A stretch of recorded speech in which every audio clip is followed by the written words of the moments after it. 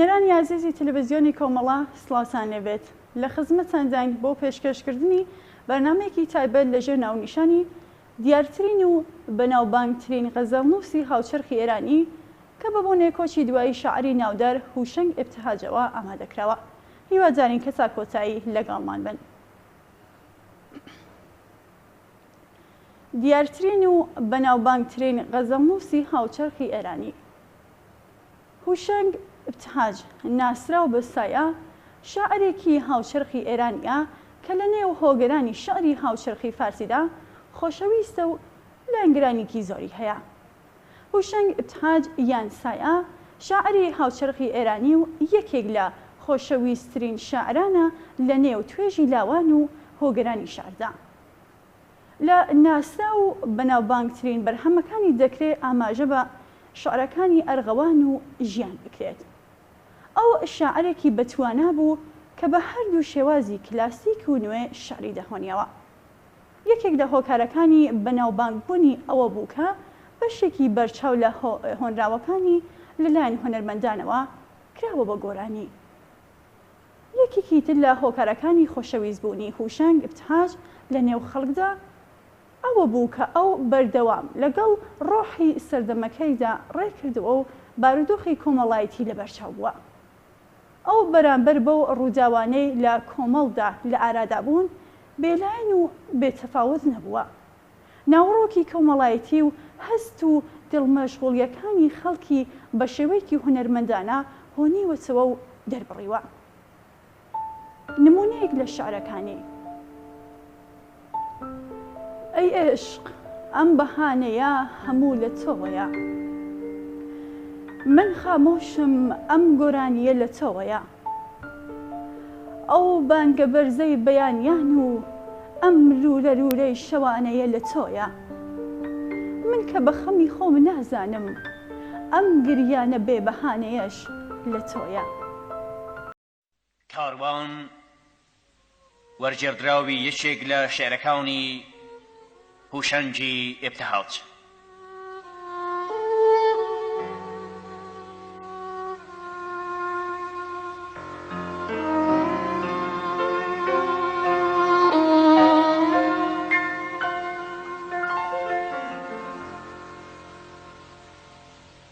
درەنگە ئیترگالیا ناوەختە بۆ گێڕانەوەی ئەفسانەی پەیوەندی دڵان، ئیتر گۆرانی سەرخۆشید لە من نەوێ، دەمێکە ئیترگالیا وەڕێ کەوتووە کاروان. عشقی من و تۆ ئەرێ ئەوەش حکایەتێکە خۆی، بەڵام ئالەم زەمانەدا کە داماوە هەموو کەسێک بۆ ناونی شەو دەرفەتی عشق و حکایەت بەسەر چوڕۆی. شاد و سەرخۆش و پشکوتو تۆ بیسمۆمی پرشنگدار هەڵدەکەی شەوی جەژنی لەداوەیک بوون، بەڵام ئەم شەو هەزار کچی هاوساڵی تۆ ڕوت و برسی هەر لەسەر نوێنی خاک نووستون. جوانە سەما و نازی سەرپەنجەکانی تۆ کە پەردەی ساز دەبزوێنن، بەڵام هەزار کچی تەونکەر ئێستاکە بە چڵک و خوێنی زامی سەرپەنجەکانیان لە نێو قەفەزی بەرتەنجی کارگاکاندا هەناسەتەنجی ڕەنجێکن لە سنووری تاقەت بەدەر بۆ هەق دەستێک کەمتر لەوەی تۆ دەی خەیتە کۆشی سوال کرد.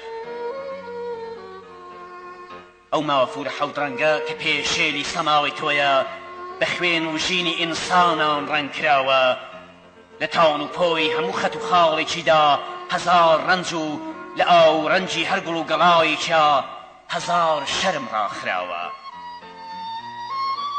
لێرە خەوتووی نێو گڵکۆیە هەزاران ئارەزووی پاک و لێرە بە باچووە خۆڵی هەزار ئاگری تازە خۆشکراو، دەستی هەزار مناڵی جوانی بێگوناه، چاوی هەزار کچی نەخۆشی بێهەناو. درەنگە ئیترگالیا کاتی ماچ و شعری ئاشقانە نییە، هەموو شتێک ڕەنجی ئاگر و خوێنی هەیە ئەم زەمانە، جەنگەی خۆرهاکردنی لێوەکان و دەستەکانە، گەرمەی سەربزێوی ژیانە. دەڕوومەوە پێم مەکەنە لێم حرام بێ جوانی نگاد، لێم حرام بێ لەمە دوا شەراب و عەشق لێم حرام بێ دڵم بە شادی لێ بدات یارانی من لە نێو بەندان لە نێو چاڵی ڕەش و شێداری باغی شا لە تەنیایی بتاوێنی تاراوگەی خارگ لە هەر گۆشە و کەنارێکی ئەم دۆزەخە تاریکەدا زووە هێشتا کە گالیا ناوەختە بۆ جێرانەوەی ئەفسانەی پەیوەندی دڵان جارێ گۆرانی سەرخۆشیت لە من نەوێ زووە هێشتا کە گالیا نەگەیوەتە جێ کاروان ئەو ڕۆژە کە باسکی بلورینی بەیان دەستی داوێ خەنجەرێک و پەردەی ڕەشی شەوی دراند لەو ڕۆژەدا کە خۆرەتاو لە گەشت پەنجەرەکانەوە تیشکی پژاند ئەو ڕۆژە کە گۆناو لێوی هەموو یارانی هاونەبەرد ڕەنجی خۆشی و خەندەی ونبووی هاتەوە سەر منیش ئەو ڕۆژە دێمەوە لای شێعرەکان و گۆرانیەکان و ماچەکان دێمەوە لای بەهارە دڵ بزوێنە گوڵپژێنەکان دێمەوە لای تۆ خۆشەویستم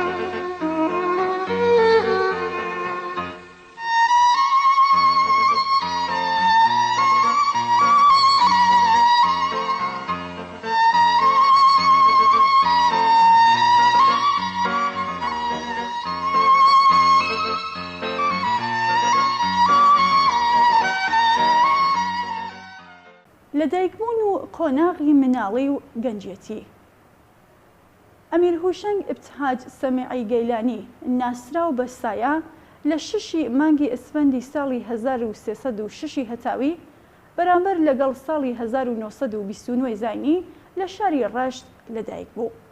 ئەو نۆبەرەی فاتیمە ڕەفعەت و میرزا ئاغاخانی ئبتهاج بوو.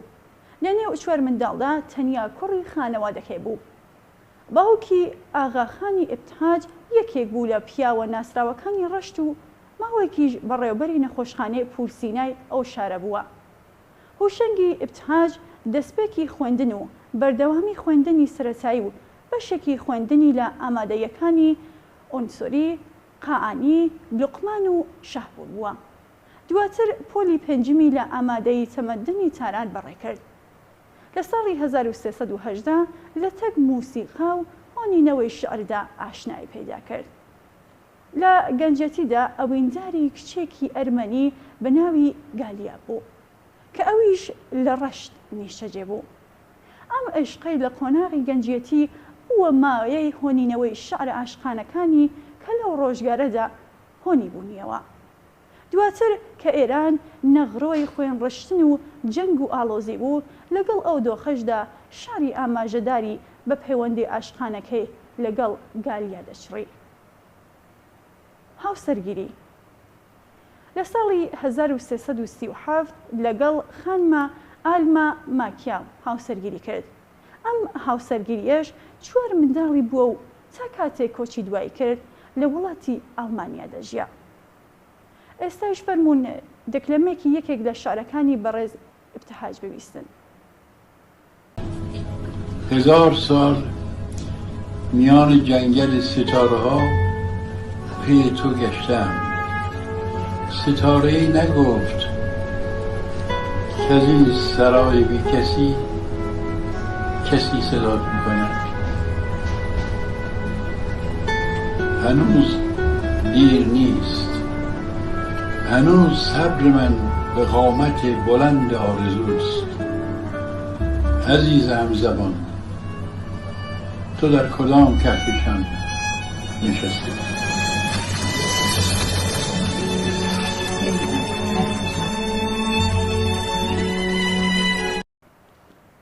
چالاکیە کۆمەڵایەتیەکانی ئبتهاج ماوەیەک وەک بەڕێوەبەری گشتی کۆمپانیای حکومی چیمەنتۆی تاران سەرقاڵی کار بوو.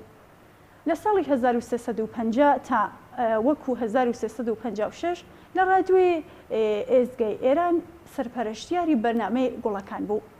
دوای کەنارگێری داود پیرنیە بەرنامەی هەفتانەی موسیقای هەمەڕەنگیشی لە ئەستۆگرت. کۆمەڵێک لە غەزەڵەکانی لەلایەن گۆرانی بێژانەوە کراون بە گۆرانی و پێشکەشکراون. لە ساڵی 1374 بۆ شعر خوێندەوە و چار پێشکەشکردن دەربارەی دیوانی حافز سەفەری ئەمریکای کرد. لە شارەکانی برکلی، لۆس ئانجلس، دالاس، نیویۆرک، فیلادلفیا، سانتیاگۆ، سیاتل چالاکیەکانی خۆی ئەنجامدا. شعر و ڕیچکە تایبەتی ئبتهاج. ئبتهاج لە دەستپێکدا هەروەکو شەهریار چەندێک کۆشە تاکو بە ڕیچکەی نیمە بڕوات، بەڵام ڕوانگەی نوێگەرایی و کۆمەڵایەتی شعری نیمە بە تایبەت پاش هۆنینەوەی قوقنوس لەگەڵ سروشتی ئەو کە لە بنەڕەتەوە غەزەڵبێژی و یەک نزیکی نەبوو. پاشان لەسەر هەمان ڕیچکەی خۆی کە غەزەڵ چڕین بوو مایەوە. کۆمەڵێک لە هەواداران و هۆگرانی شارەکانی لە غەزەڵبێژیدا لە دوای حافزەوە ئەو بە باشترین غەزەڵ نووسدا دەنێن. سایە لە غەزەڵ نووسین یان شاری ئەوینداریدا لە حافزەوە لە ڕووی زمانەوە زۆر نزیکە. غەزەڵە عاشقانەکانی ئەو کات لەگەڵ ناوەڕۆگەلێکی ڕاز و پنهانگەرە لە دووتوی غەزەڵەکانی ئەفراندی بە باشترین غەزەڵیاتی هاوچەرخ. سایە لە ساڵی 1325 کۆمەڵە شاری ئاوازە یەکەمەکان کە تەواوی شارەکانی دووتوی ئەم کۆمەڵەیە بە شێوەیەکی کلاسیکی بڵاو کردوێتەوە. لەم قۆناغەدا هێشتا بە نیما یوشیج شاعری گەورەی نوێگەرای شعری فارسی ئاشنایەتی پەیدا نەکردبوو. سەراب ئەوەڵین کۆمەڵە شعری بوو کە بە شێوازێکی تازە بەڵام هەمان قاڵبی چوارینە لەگەڵ ناوەڕۆکێک لە چەشنی غەزەڵ و بە دەربڕینێکی پڕهەست و سۆزی خودی کە هەڵگری سۆزگەلێکی واقعی و سروشتین، کۆمەڵێ مەشقی خەترانی یا مەشقی ڕەش لەگەڵ ئەوەشدا دوای سەراب بڵاو بووەوە.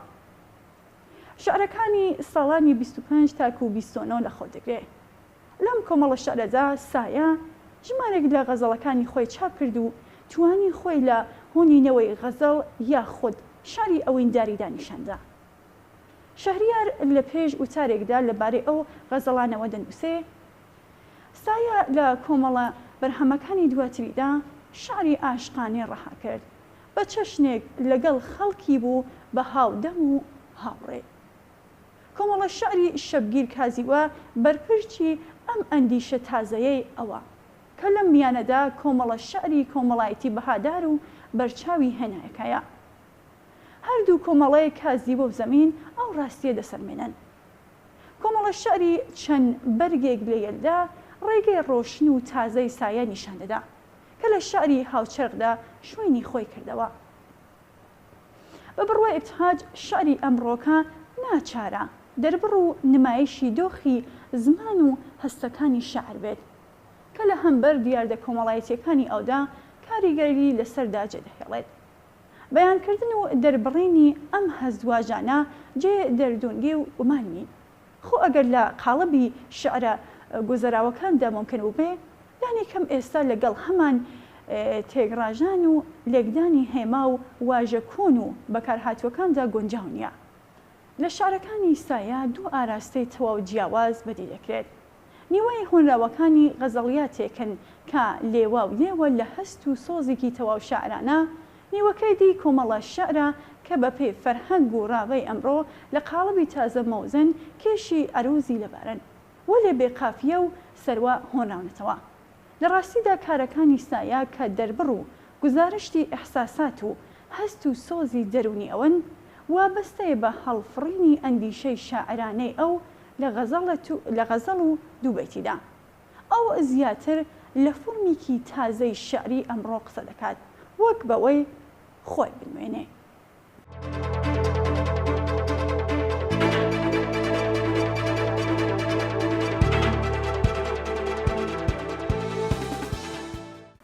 سایە سەرای غەزەڵیاتی حافزە. دکتۆر غوڵام حەسەن یوسفی باوەڕی وایە لە غەزەڵیاتی هاوچەرخی فارسیدا شعرەکانی هوشەنگ ئبتهاج واتە سایە لە ڕیزی کارە هەرە باشەکان و پڕخوێنەرەکاندایە. ناوەڕۆگەلێکی سەرنجڕاکێش و دڵڕفێن و لێکچواندن و خواستی وێنەی خەیاڵاوی تازە و ڕازاوەن. زمانێکی ڕەوان و لەبار ئاوێتە و هەواهەنگ لەگەڵ غەزەڵیاتدا ئەم خەسڵەتانە لە تایبەتمەندیەکانی شعری ئەوەن. هەروەها ڕنگدانەوەی فۆرمی ناسک و سەرنجڕاکێشی کۆمەڵایەتی نێو شعرەکانی ئەو شێوازە لە ڕفێنەکەی حافز بیردێنێتەوە. کار و بەرهەمەکانی بەڕێز ئبتهاج کە لە ماوەی ژیانی دانووسیویەتی: ئاوازە یەکەمەکان، سەراب، مەشقی قەترانی، کازیوە، زەمین، چەند بەرگێک لە یەلدا، یادنامە واتە وەرگێڕانی شعری تۆمانیان شاعری ئەرمەنی، تاسبی دەی شەوی یەلدا، یادگاری خوێنی قوچ، حافز بە هەوڵی سایە واتە دیوانی حافز بە پێداچوونەوەی ئبتهاج و تاسیان شعرەکانی ئبتهاج لە قاڵبێکی نوێ. ئەم بەرهەمانەش لە ماوەی ساڵەکانی 1325 تا 1385 نووسیونی. لێرەش نمونەیەکی تر لە شعرەکانی بۆتان دەخوێنمەوە. کچی خۆرەتاو لەو دێ و پەردەی ڕازی شەوگارەوە، کچی خۆرەتاو بە ئەسپایی، دامێنی سپی دەیکی سەماکەری زێڕین دەهۆنێتەوە. لەژێر لێوە ئاوازی نیگای سیاهی خۆی بچڕێ، مەلی مەرگباریش ڕوخساری ڕازاوەی بربەیانی کەسێکە، کانی خۆرەتاو و ژاکا و غەمگینە، خوێنی ساردی ئەم تیغە شووە لە ناخی شەودا غار ئەدا، ئاوازی ژێرلێوی پەردەی ڕازی شەوی ئەم کچە خۆرەتاویە، هێشتا هەر دامێنی زێڕینی سپیدەی سەماکەر بە ئەسپایی دەهۆنێتەوە.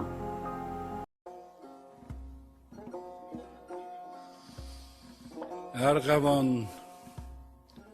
شاخی همخون جدا مانده من،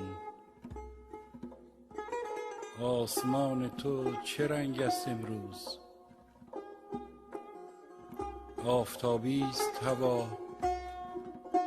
یا گرفته است هنوز؟ من در این گوشه که از دنیا بیرون است، آسمانی به سرم نیست، از بهاران خبرم نیست، آنچه میبینم دیوار است. آه این سخت سیاه آنچنان نزدیک است که چو بر میکشم از سینه نفسم را بر میگرداند. ره چنان بسته که پرواز نگه در همین یک قدمی میماند.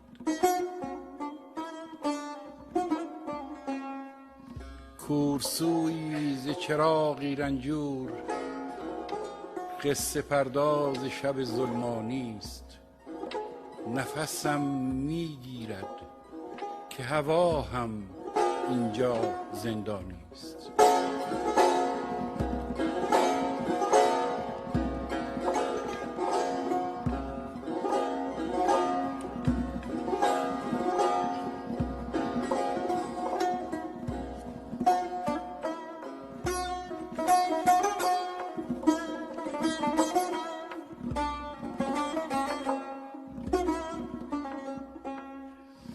هرچه با من اینجاست رنگ رخ بافته است.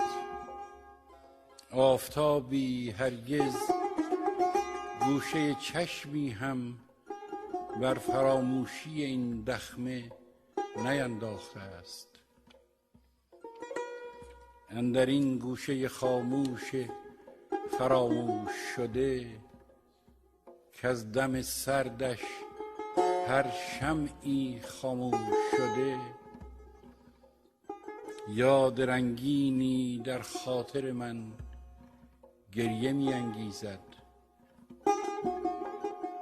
ارغوانم آنجاست، ارغوانم تنهاست، ارغوانم دارد می گرید چون دل من که چنین خون آلود هر دم از دیده فرو می ریزد.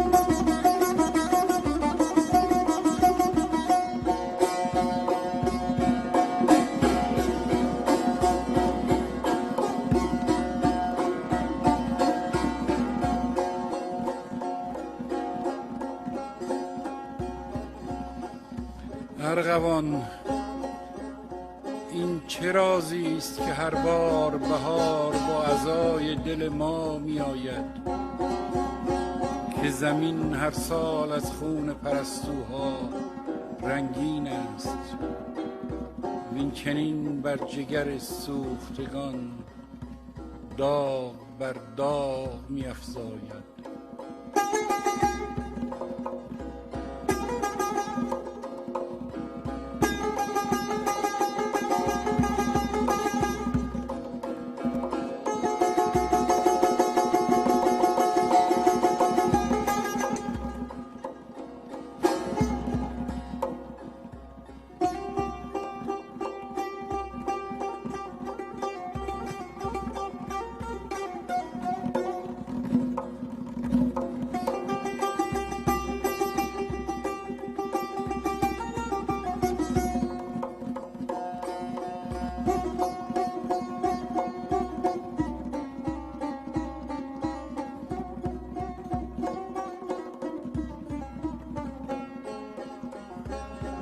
ارغوان، پنجه خونین زمین، دامن صبح بگیر و سواران خرامنده خورشید بپرس کی بر این دره غم می‌گذرند. ارغوان، خوشه خون، بامدادان که کبوترها بر لب پنجره باز سحر غلغله می آوازند، جان گلرنگ مرا بر سر دست بگیر، به تماشاگه پرواز ببر. آه بشتاب که هم پروازان نگران غم هم پروازند.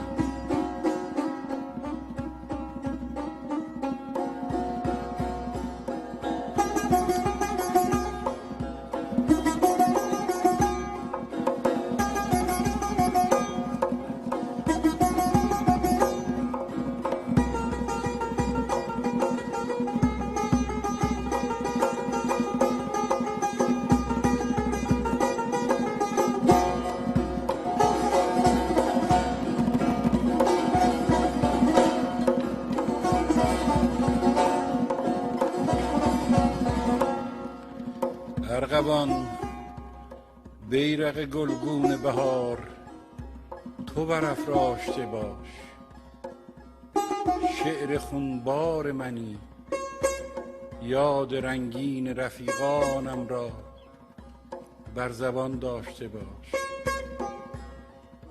تو بخوان نغمه ناخوانده من، ارغوان، شاخه همخون جدا مانده من.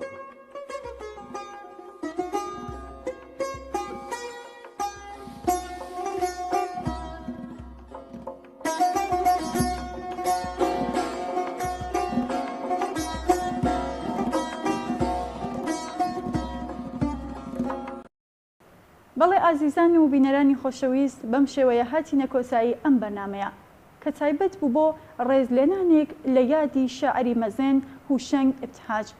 زۆر سپاس تا ئێستا بینەرمان بوون. ماڵەوە.